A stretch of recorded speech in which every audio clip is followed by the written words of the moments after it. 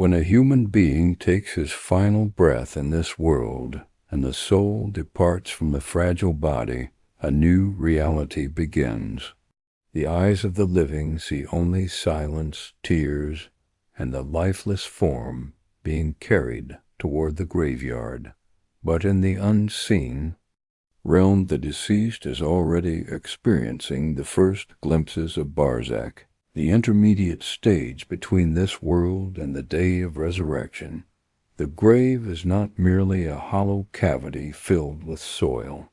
It is the threshold of another dimension, where truths hidden in worldly life become unveiled. What people ignore or deny in the fleeting moments of worldly distractions becomes crystal clear once the soul is separated from the body. This is why the traditions tell us that the grave is the first station of the hereafter. Whoever succeeds here will find ease afterward, and whoever fails will find hardship until the final day, the journey to the grave when relatives and loved ones carry the body on their shoulders. The soul hovers near, seeing and hearing, but unable to speak. The wailing of family members, the prayers of believers, the recitation of Quran, all of it reaches the ears of the soul, and yet a separation has already begun. Once the body is lowered into the grave and soil is poured above it, the living depart, but the soul does not leave. Instead, the reality of the unseen world envelopes it. Traditions describe that when the footsteps of the last person fade away, two mighty angels descend. They are not ordinary beings. Their names are Munkar and Nakir. Their appearance is terrifying beyond imagination. With dark, awe-inspiring forms, voices like thunder, and eyes that pierce through the soul, they approach the deceased and seat him up in the grave.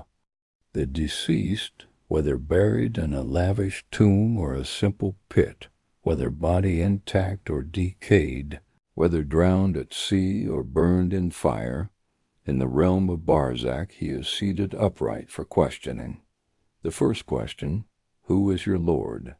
The angels begin with the most fundamental truth. Who is your Lord? This question is not about memorized information.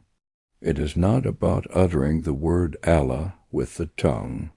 Rather, it reflects the recognition of the heart and the reality of life. If the deceased truly lived with faith, remembered Allah in both comfort and hardship, surrendered to His will, and did not replace Him with false gods of wealth, ego, or desire, then the answer flows naturally.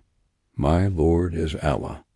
But for the one who lived heedless, who never recognized the Creator, or who gave lip service to religion, but in truth worshipped power, position, and self, the tongue will freeze. Words will not come. The angels strike with a hammer of divine wrath, and the grave tightens. The second question, what is your religion? The angels then ask, what is your religion? Again, this is not about repeating Islam like a parrot. It is about the path lived in life. The one who believed in the oneness of Allah, practiced prayers, observed fasting, gave charity, defended justice, and lived with the laws of Islam will answer clearly, my religion is Islam. But the one who neglected prayers, denied the laws of Allah, or treated religion as irrelevant will find himself confused. The hypocrite who said he was Muslim but lived in contradiction will be struck again. The angels declare, you did not live according to Islam, you only claimed it. The third question, who is your prophet? The final decisive question follows. Who is your prophet? The faithful whose hearts were full of love for Prophet Muhammad, peace be upon him, who followed his teachings and who respected his family. and companions will respond with certainty, "My prophet is Muhammad, peace be upon him." The angels will smile and say, "You have spoken the truth." For the one who ignored the prophet, peace be upon him, denied his mission, or lived as if his guidance was irrelevant, the tongue will not move. Even if the person knew his name, he cannot utter it, for the heart did not embrace his message. The angels thunder, "You did not recognize him, nor did you follow him." The punishment of the grave begins. The roll of deeds in the grave in this unseen dimension. Every deed of the world takes a form. Prayers become light, fasting becomes a shield, charity becomes a companion. The love for Prophet Muhammad, peace be upon him, and his purified family becomes the strongest protector. For the believer, a handsome figure appears in the grave with fragrance and radiance. The soul asks, "Who are you?" And he replies, "I am your good deeds. I will stay with you to comfort you." For the disbeliever or hypocrite, a horrifying creature filled with stench and darkness appears, declaring, "I am your evil deeds. I will not leave you." The grave, then, is not empty. It is alive with the reflections of a person's actions. The state of the believer in the grave for the righteous believer. After answering the question successfully, the grave expands. A window opens toward paradise, and a breeze of fragrance fills the chamber. Angels bring garments of paradise and a resting place from the gardens of eternal bliss. The believer sees his place in paradise every morning and evening. He is told, "Rest peacefully until the day of resurrection." This comfort is not for wealth or lineage, but for faith and deeds. Even the poorest servant who lived sincerely will enjoy this reward, while even a king who oppressed and denied truth will suffer torment. The state of the disbeliever and hypocrite. For the disbeliever and hypocrite, the grave becomes narrow until the ribs crush against each other. A window opens toward hell, and flames scorch the soul. Serpents and scorpions of the unseen bite him, striking without pause. The torment is constant, shown morning and evening, until the day when final judgment arrives. This punishment is not arbitrary. It reflects the life lived in rebellion against truth. The one who denied Allah, rejected Prophet Muhammad, peace be upon him, or oppressed others finds in the grave the reality of his deeds. The example of the righteous traditions tell us that. The martyrs who gave their lives in defense of Islam, the truthful servants of Allah, and those who upheld justice are not made to suffer in the grave. Their questioning is eased, their souls roam freely in paradise, and they await resurrection with joy. The grave becomes for them a garden of bliss, while for the sinner it becomes a pit of torment. The purpose of questioning, some may wonder, why does Allah need these questions? He already knows the state of every soul. The questioning of Munkar and Nakir is not for information, it is for manifestation. It is so that the soul itself recognizes its truth and has no excuse on the day of judgment. Just as exams in school are not for the teacher who already knows, but for the student to see his own level, so too is this questioning. The reality of Barzakh is therefore a mirror of deeds. It is where the true self is unveiled. A person who deceived others in life cannot deceive here. A tongue that spoke lies in the world cannot lie here. The terror of the angels ensures that only the truth comes forth. For the believer, this terror is quickly replaced by peace. For the disbeliever, it becomes everlasting dread. The grave is described as either a garden from the gardens of paradise or a pit from the pits of hell. There is no neutrality. Every human must face this reality. The first moments in the grave with Munkar and Nakir are the most terrifying experiences a soul can pass through.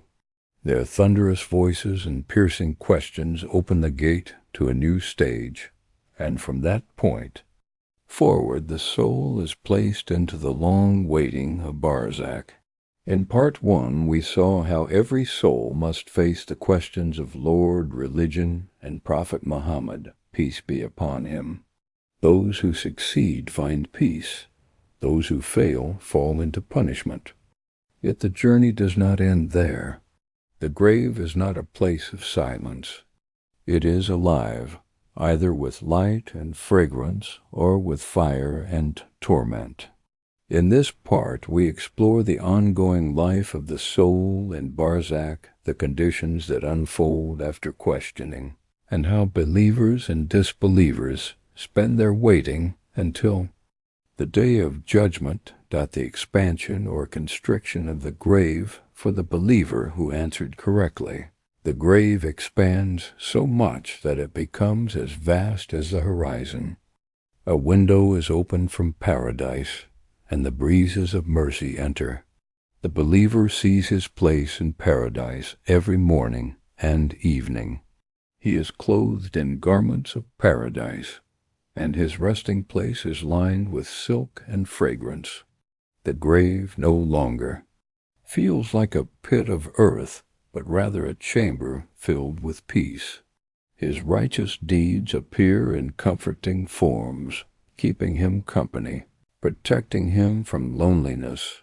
For the hypocrite and disbeliever, the opposite occurs. The grave becomes narrow, until the ribs crush together. A window from hell is opened, and heat and flames reach the soul. Every morning and evening the sinner is shown his place in hell. Torment does not stop. The grave is filled with snakes, scorpions, and unseen punishments, each representing sins of the worldly life. The liar finds his tongue being burned, the arrogant finds chains of humiliation. The oppressor is crushed by the cries of his victims. A grave becomes a furnace. The role of deeds in this stage, deeds continue to protect or harm the soul. Prayers become a shining lamp in the grave. Fasting becomes a shield. Charity becomes shade. The love of Prophet Muhammad, peace be upon him, and his family becomes a guardian, protecting the believer from fear. Deeds that were small in the world grow large in the grave. Even a kind word or a piece of bread given in charity appears as a friend. For the sinner, neglect of prayers becomes darkness, stinginess becomes biting serpents, and injustice becomes fire. Every action has a form. The traditions describe a beautiful figure that appears to the believer, radiating fragrance and light. When the believer asks, "Who are you?" the figure replies, "I am your good deeds. I will stay with you until the day of resurrection." For the sinner, a terrifying figure appears, full of stench and darkness. The sinner asks, "Who are you?" And the figure replies, "I am your evil deeds. I will never leave you." The life of Barzakh is not mere sleep. It is a real life, though different from worldly life. The soul is conscious, aware, and experiencing either bliss or punishment. The Prophet Muhammad, peace be upon him, taught that the grave is either a garden from the gardens of paradise or a pit from the pits of hell. There is no neutral ground. The righteous in Barzakh live in gardens where their souls fly like birds. Beneath the throne of Allah, they meet each other converse, and enjoy the blessings of Allah. They are given glimpses of their families in the world. When their children or loved ones do good deeds, the blessings reach them in Barzakh and increase their joy. When their relatives sin, the souls feel sorrow. Thus there remains a link between the living and the dead through deeds, prayers, and charity. The sinful in Barzakh live in torment. They are chained, beaten, or burned. Their souls cry out, but no one hears them in the world. They see their final place in hell every morning and evening. Their punishment reflects their crimes. The oppressor is crushed, the arrogant humiliated, the betrayer bound. The waiting period Barzakh can last for centuries, even thousands of years, until the day of judgment arrives. Yet for the believer this waiting is not difficult. Time passes swiftly because he is in comfort. For the sinner every moment feels like eternity. The grave is not silent. It is a living stage where every soul tastes a portion of its destiny. Before final judgment, special status of the righteous. The traditions tell us that martyrs who gave their lives in defense of truth and justice are not confined to the grave. Their souls are alive, receiving sustenance from paradise. They do not face torment. Their graves are full of fragrance, and their souls roam freely. Similarly, the righteous scholars, the lovers of truth, and those who upheld the rights of the Prophet's family are given ease in Barzakh. Their questioning is light, their comfort abundant. Lessons from the grave. The reality of Barzakh teaches us that the world is not the end. Wealth, power, and status cannot protect in the grave. Only faith and deeds remain. The angels of questioning do not ask about possessions, jobs, or lineage. They ask about Lord, religion, and Prophet Muhammad, peace be upon him. This shows that the essence of life is recognition of Allah, adherence to Islam, and loyalty to the Prophet, peace be upon him, and his path. For the believer, Barzakh is a time of rest. He knows his final place is paradise. For the disbeliever, Barzakh is torment, reminding him of the hell that awaits. The hypocrite who pretended in the world finds his mask torn away in the grave. He cannot lie to Munkar and Nakir. His tongue freezes, his heart trembles, and punishment begins. The example of Imam Ali's words. It is narrated that Imam Ali once described the grave, saying that the grave is either a garden of paradise or a pit of hell. He warned that every soul will face the reality of its deeds in the grave. His words remind us that preparation must be made in the world. Once the soul enters Barzakh, regret is of no use. Connection of the living to the dead. The living can still benefit the deceased.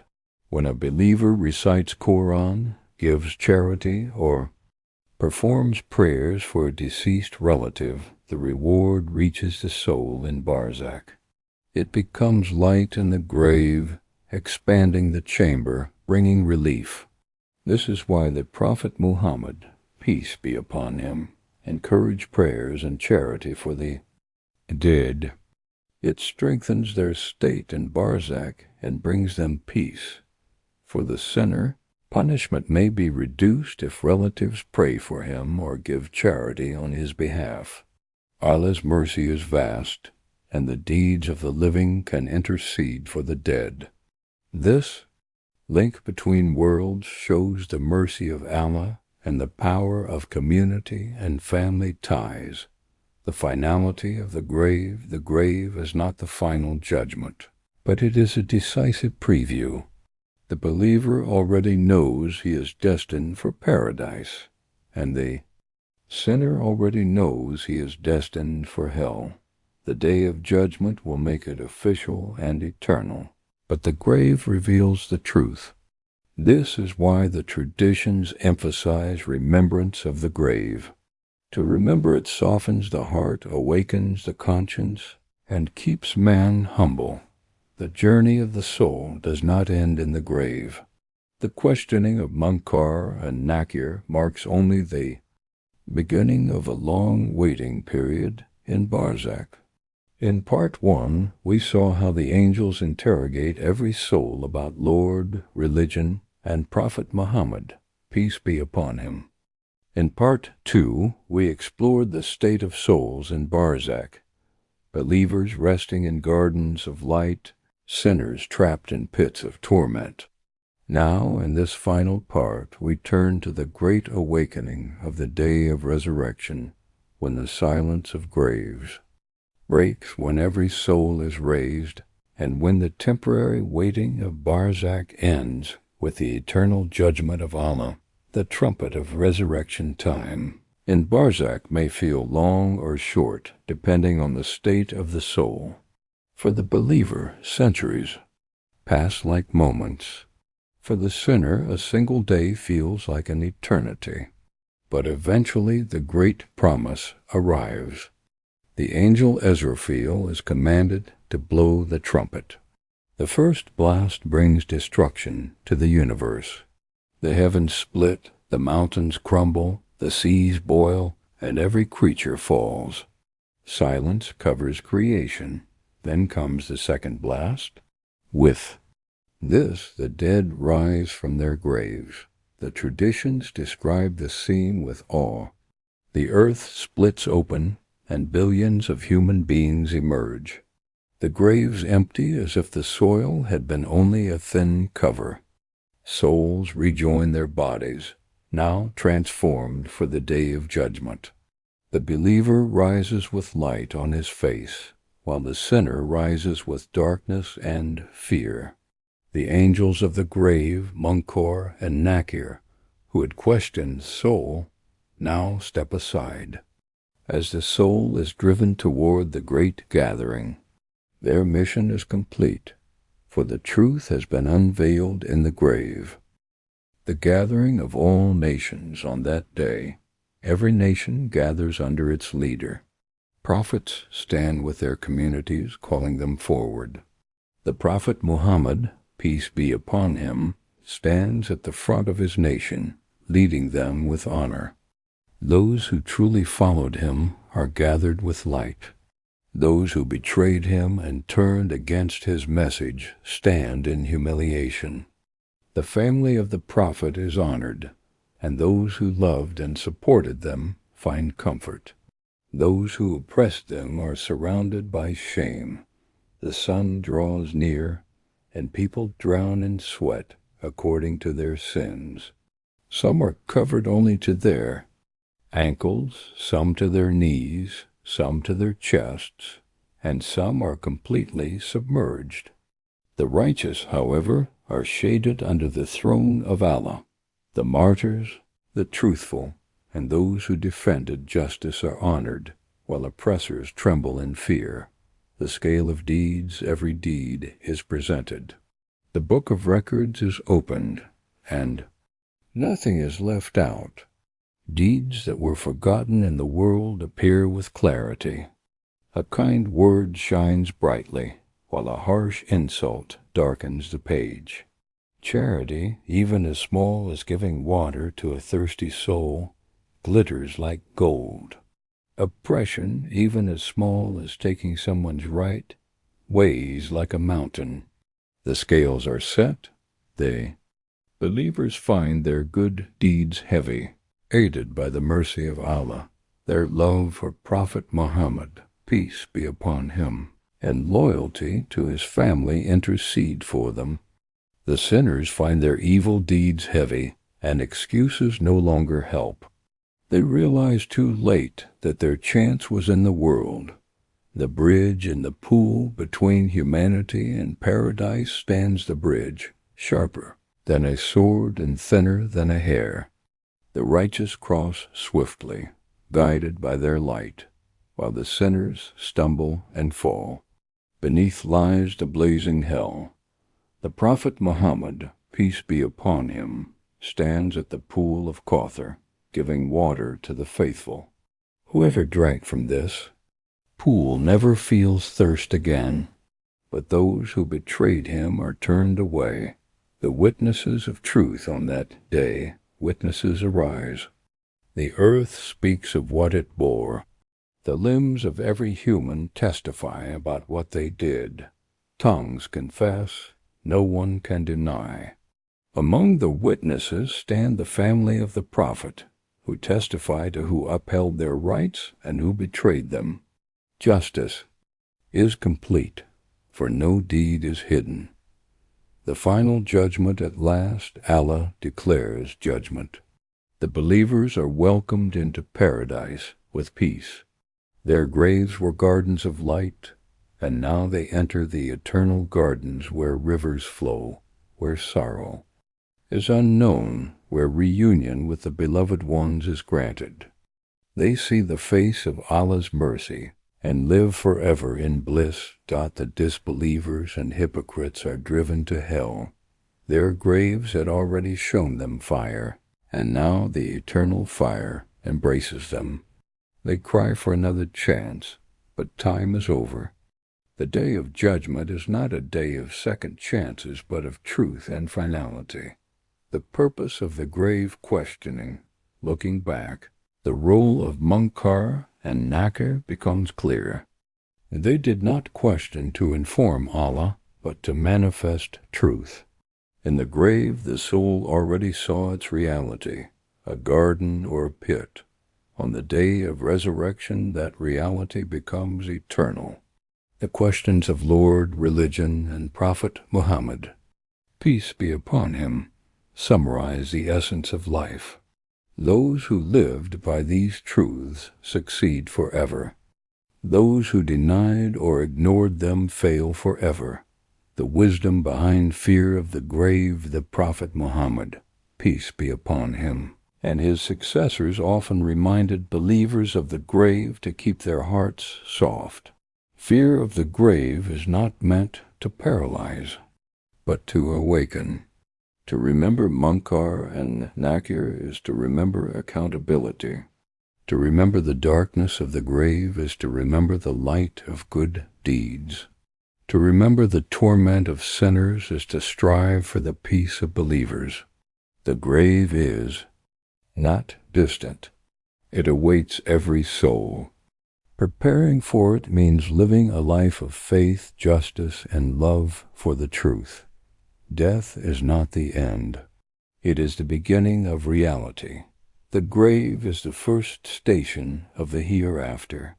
Munkar and Nakir question every soul about the three essentials. Lord, religion, and Prophet Muhammad, peace be upon him. The righteous answer with confidence, and their graves become gardens of paradise. The sinners fail, and their graves become pits of fire. Barzakh reflects deeds until the day of resurrection, when all are raised, judged, and sent to their eternal homes. The lesson is clear. Wealth, status, and power do not follow into the grave. Only faith and deeds remain. Whoever lives with remembrance of Allah, adherence to Islam, loyalty to Prophet Muhammad, peace be upon him, and justice toward others finds peace in the grave and paradise afterward. Whoever lives in arrogance, heedlessness, and betrayal finds torment in the grave and hell afterward. Thus the grave is not silence, but truth unveiled.